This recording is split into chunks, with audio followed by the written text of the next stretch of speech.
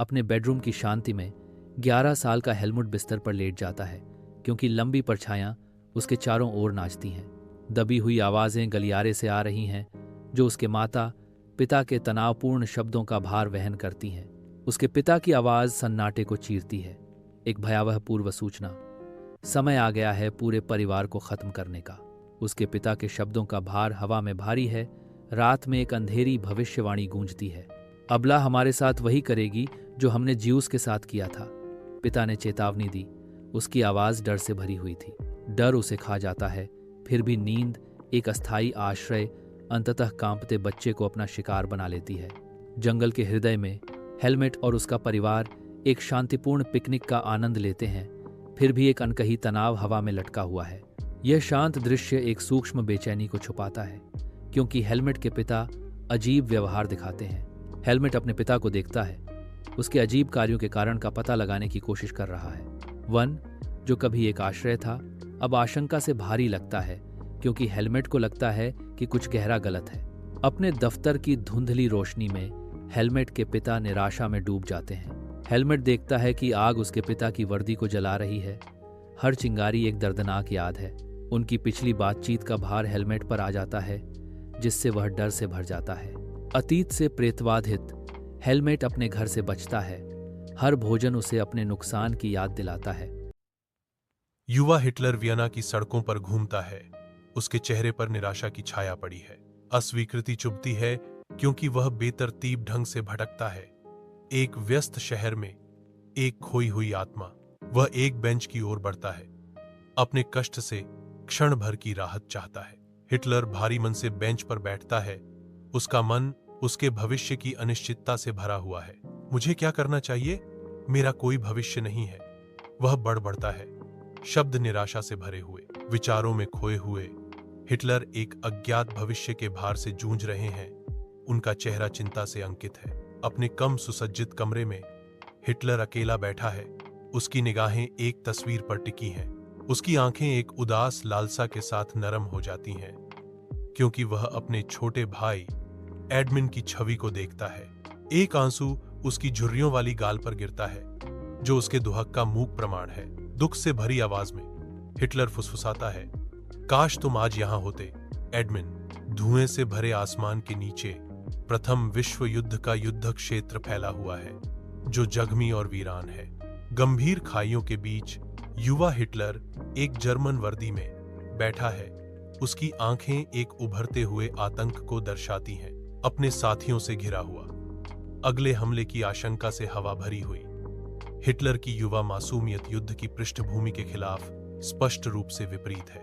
अराजकता के बीच एक कमजोर प्रतिबिंब के क्षण में हिटलर चिल्लाता है, यह युद्ध कब समाप्त होगा?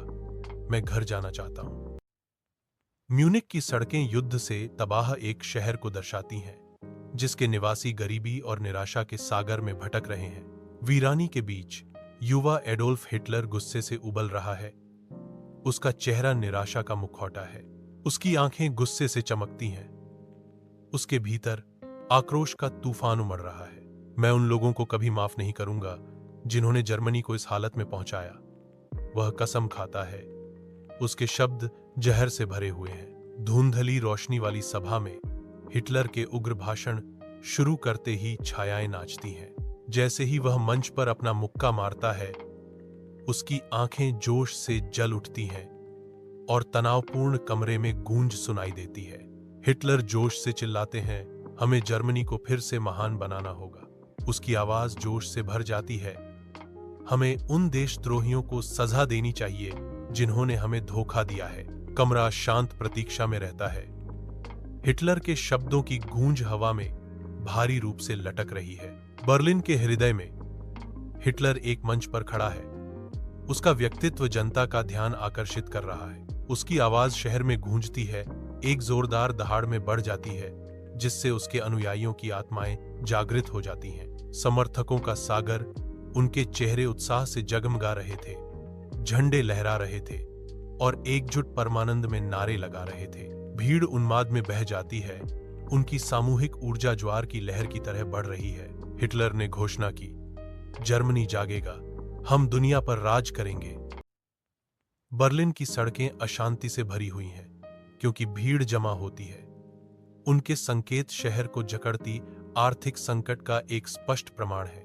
संकट में एकजुट होकर उठती आवाजें, सीधे सरकार पर निर्देशित गुस्से का कोरस संकरी गलियों में गूंजता है। प्रदर्शन के बढ़ने के साथ ही निराशा का माहौल गहरा जाता है। हर चेहरा बेरोजगारी और गरीबी के दुख को दर्शाता है। बर्लिन की पृष्ठभूमि में बैनर दृढ़ता से लहराते हैं, प्रत्येक आर्थिक तूफान के खिलाफ प्रतिरोध का प्रतीक है। कठिनाई के बीच लोगों की सामूहिक आवाज उठती है, यथास्थिति को चुनौती देती है, बदलाव की मांग करती है। नाजी पार्टी के मुख्यालय के अंदर हिटलर ध्यान आकर्षित करता है। उसके हर शब्द में उत्साही दृढ़ विश्वास भरा हुआ है। उनका जोशीला भाषण हॉल में गूंजता है, जो जर्मनी को एक गौरवशाली भविष्य का वादा करता है। उनके चारों ओर समर्थक ध्यान मग्न होकर सुनते हैं। उनके चेहरे आशा और उत्साही वफादारी का मिश्रण दर्शाते हैं। जैसे ही हिटलर राष्ट्रीय पुनरुत्थान की कल्पना बुनता है, माहौल महत्वाकांक्षा से भर जाता है। हर इशारा, हर शब्द उसके अनुयायियों के उत्साह को भड़काने के लिए सोच समझकर किया जाता है। उन्हें उसके उद्देश्य से बांधता है।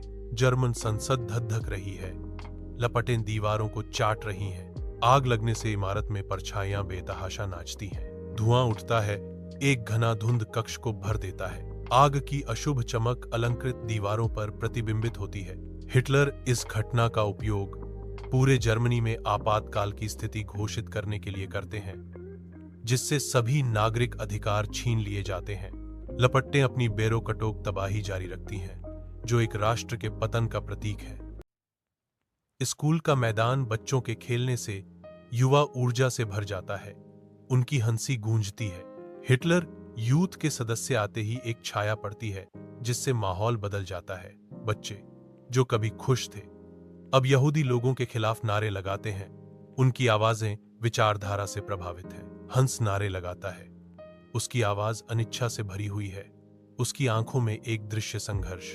लिसा देखती है, उसका चेहरा डर से भर जाता है, क्योंकि मंत्र हवा में भर जाते हैं। हंस ने लिसा से फुसफुसाकर कहा, मुझे यह पसंद नहीं है, लेकिन हमें यह करना होगा। आधी रात में हिटलर अपने कार्यालय में अकेला बैठा है। युद्ध का भार उसके कंधों पर भारी है। उसका मन अपनी अंतिम समाधान की काली सनक से ग्रस्त था। उसकी आवाज शांत कमरे में गूंजती है, यहूदियों को पूरी तरह से खत्म कर देना चाहिए। वे जर्मनी के लिए खतरा हैं। रात अभी भी शांत है, फिर भी हिटलर के कार्यालय के अंदर नफरत का तूफान पनपता है। कड़ी धूप में यहूदी कैदियों को एकाग्रता शिविर की ओर धकेला जाता है। उनके चेहरे निराशा से भरे हुए हैं। रक्षकों ने क्रूर हिंसा की। उनके कार्य अमानवीयता और क्रूरता का एक स्पष्ट प्रदर्शन है। अराजकता के बीच सारा अपनी मां के आलिंगन से अलग हो जाती है, जो दिल दहला देने वाला अलगाव का क्षण है। साराह दुहक से चिल्लाती है, मां, मां।